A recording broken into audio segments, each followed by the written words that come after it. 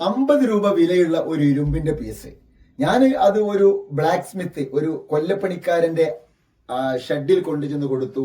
അവനോട് അതിനെ അടിച്ചു പരത്തി ഒരു കത്തിയാക്കി തരാൻ വേണ്ടി പറഞ്ഞു. അതിന് പിടിയിട്ടു.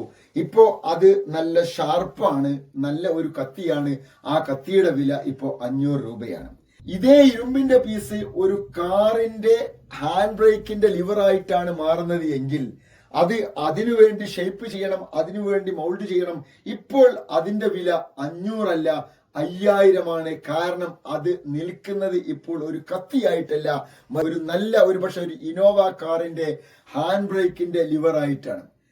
ഇതേ ഇരുമ്പിന്റെ കഷ്ണം ഒരു ഫ്ലൈറ്റിന്റെ കോക്പിറ്റിനകത്തുള്ള ഒരൽപ്പം കൂടി വില കൂടിയ മറ്റൊരു പാർട്ടായി മാറുമ്പോൾ അതിനുവേണ്ടി ഒരുപാട് അതിന്റെ മുകളിൽ വർക്ക് ചെയ്യേണ്ടതുണ്ട്, അത് പ്രത്യേക രീതിയിൽ ഷേപ്പ് ചെയ്യേണ്ടതുണ്ട്.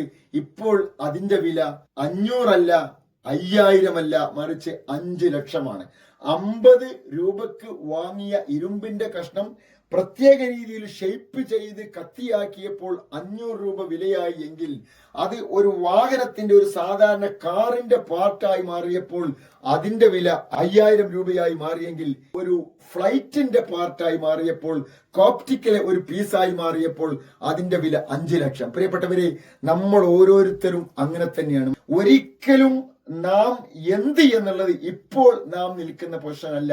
നമ്മുടെ വ്യക്തിത്വത്തെ, നമ്മുടെ പേഴ്സണാലിറ്റിയെ ഒരുപാട് അനുഭവങ്ങളിലൂടെ, ഒരുപാട് സാഹചര്യങ്ങളിലൂടെ എത്രത്തോളം നാം ഷേപ്പ് ചെയ്ത് മൗൾഡ് ചെയ്തെടുക്കുന്നുവോ അതിനനുസരിച്ച് നമ്മുടെ വാല്യൂ കൂടും. അതുകൊണ്ട് തന്നെ ഒരു കത്തി ഉലയിലിട്ട് ഊതിക്കാച്ചി എടുത്ത് അതിന്റെ തിളക്കം കൂട്ടിയെടുക്കുന്നത് പോലെ, ഏറ്റവും ഉന്നതമായൊരു പ്രതലത്തിലേക്ക് അതിനെ എത്തിക്കുന്നത് പോലെ, നമ്മളെയും ഉന്നതമായൊരു പ്രതലത്തിലേക്ക് എത്തിക്കുവാൻ വേണ്ടി നാം പരിശ്രമിച്ചാൽ തീർച്ചയായിട്ടും ഒരു ഷൈനിങ് സണ്ണായി മാറുവാൻ, ഒരു ഷൈനിങ് സ്റ്റാർ ആയി മാറുവാൻ നമുക്ക് സാധിക്കും.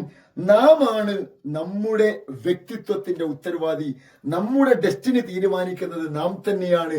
അതുകൊണ്ട് നമ്മുടെ വ്യക്തിത്വത്തെ പരമാവധി വളർത്തിയെടുക്കുക എങ്കിൽ തീർച്ചയായിട്ടും നമുക്കും വിജയം വരിക്കുവാൻ സാധിക്കും. നിങ്ങൾക്കതിന് സാധിക്കുമാറാവട്ടെ. All the best.